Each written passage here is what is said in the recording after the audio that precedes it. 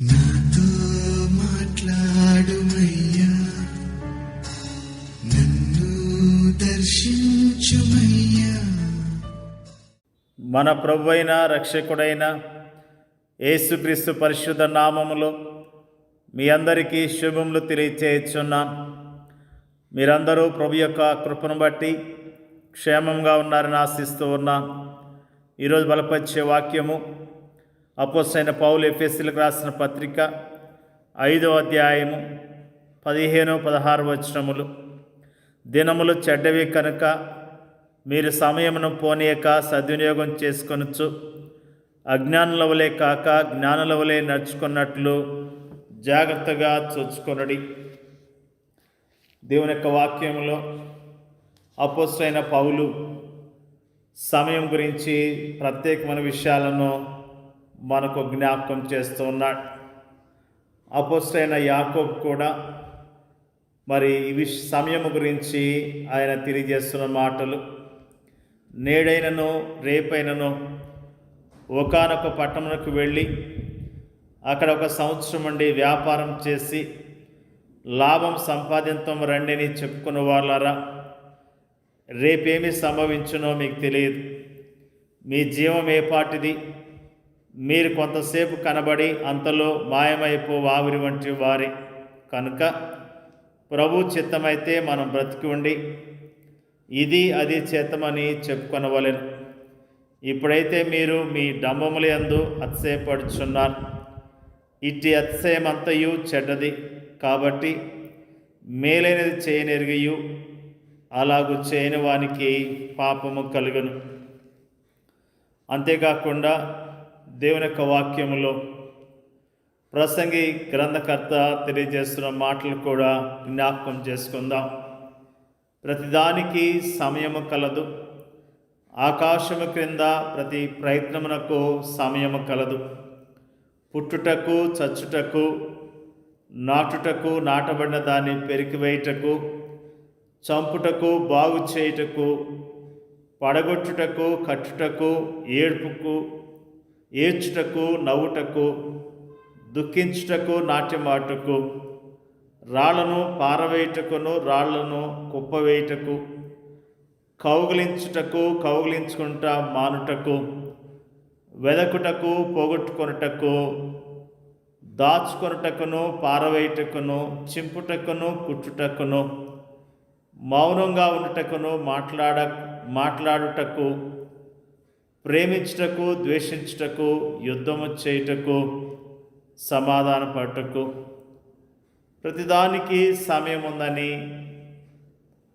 ప్రసంగి గ్రంథకర్త తెలియజేస్తూ ఉన్నాడు. సమయం చాలా విలువైనది. గడిచిన సమయాన్ని మనం తీసుకొని రాలేము కనుక మనం ప్రతి నిమిషాన్ని కూడా జాగ్రత్తగా వినియోగించుకోవలసిన అవసరం ఉన్నది. సమయము దేవునిచే ఇవ్వబడిన ఒక అమూల్యమైన బహుమానం. ఆ బహుమానమునకు మనము స్వంతదారులము కాము, కానీ దాని విషయమై రానున్న ఒక దినాన మనమందరం కూడా దేవునికి లెక్క చెప్పవలసిన వారముగా ఉన్నాం.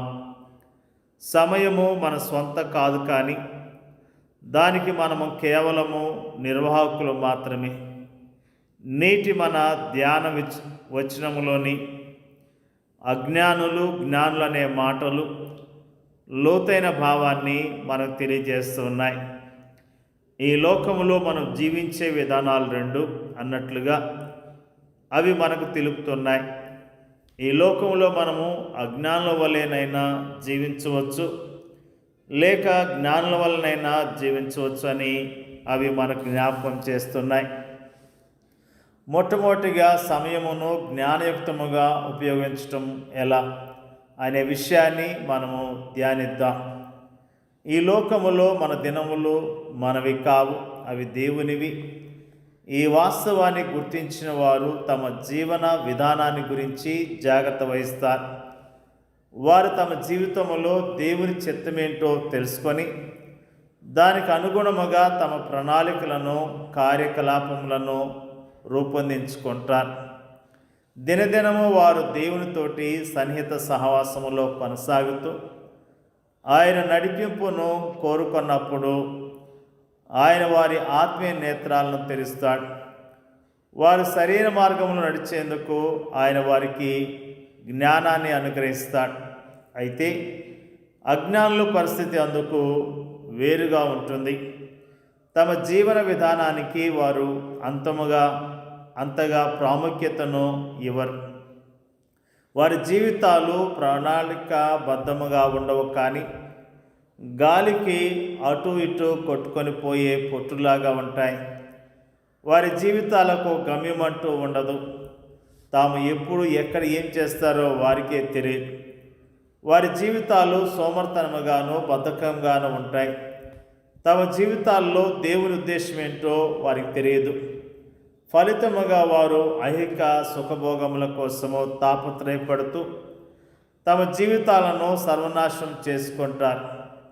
వారి జీవితాలు ఇతరులకు ఆశీర్వాదకరముగా ఉండవు సరికదా, వారికి కూడా అవి ఉపయోగకరంగా ఉండవు.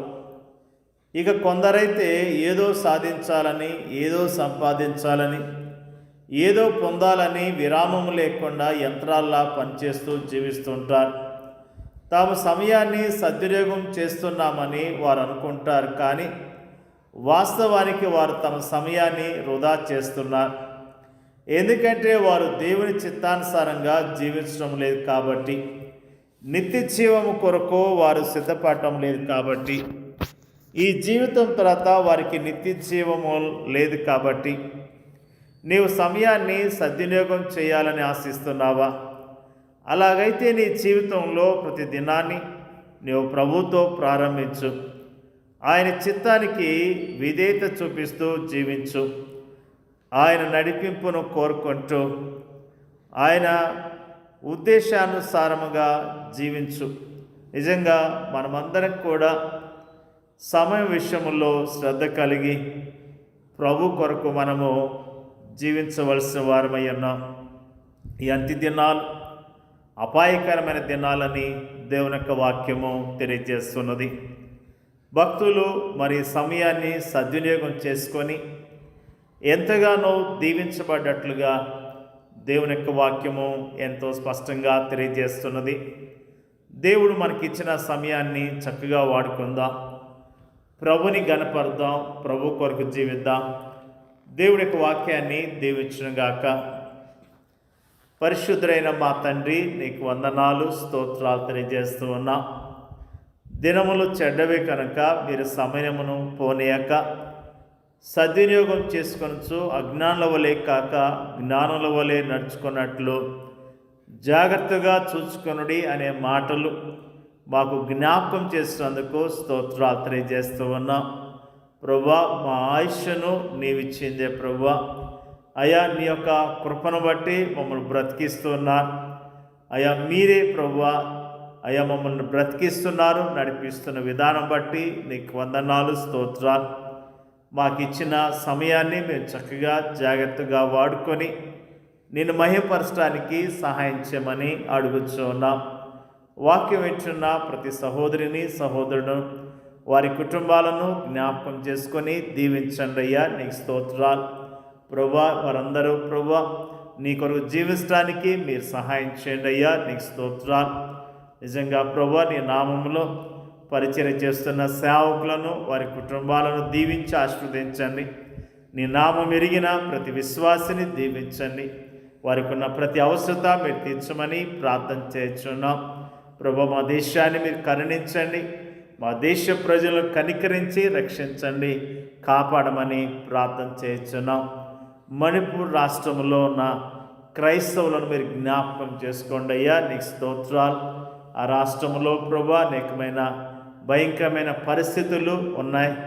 ఆ రాష్ట్రంలో ఉన్న పరిస్థితులు అన్నీ కూడా అయా మారటానికి, ప్రజలకు మేలుకరంగా ఆ పరిస్థితులు మారటానికి సహాయం చేయండి అయ్యా. నీకు స్తోత్రాలు ప్రభువా. ఎంతోమంది సేవకులు, విశ్వాసులు మరి ప్రభువా ఎంతగానో దుఃఖాన్ని, బాధను కలిగి ఉన్నారు. వారిని బలపరచండి, ధైర్యపరచండి, వారి క్షేమం దయచేయండి అయ్యా. నీకు వందనాలు. మరి వారి పక్షాలను మీరే మరి ముఖ్యంగా కార్యాలు జరిగించండి అయ్యా. నీకు వందనాలు తెలియజేస్తూ ఉన్నాం. మరి ముఖ్యంగా ప్రార్థన చేయించున్నాం. మా జీవితంలో ప్రభువా మాకు ఇచ్చిన సమయాన్ని నీ కొరకు వాడి యోగ్యంగా బ్రతకడానికి సహాయం చేయమని, మా ప్రార్థన అంగీకరించమని మా ప్రభు మా రక్షకుడైన యేసుక్రీస్తు పరిశుద్ధమైన నామములో అడిగి వేడుకొంచున్నాం పరలోకమందున్న తండ్రి. ఆమేన్.